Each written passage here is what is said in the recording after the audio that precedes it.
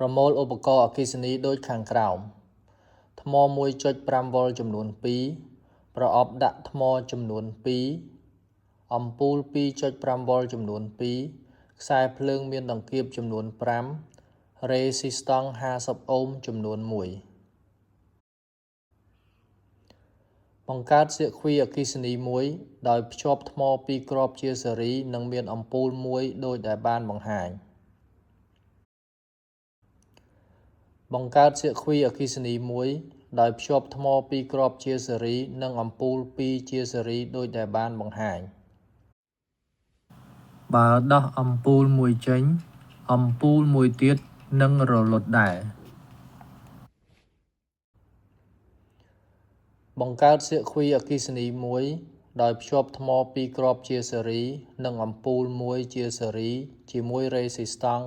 20 អូមដូចដែលបានបង្ហាញ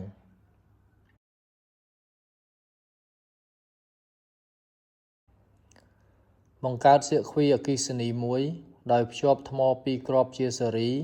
និងអំពូល2ភ្ជាប់ជាខ្នែងដូចដែលបានបង្ហាញ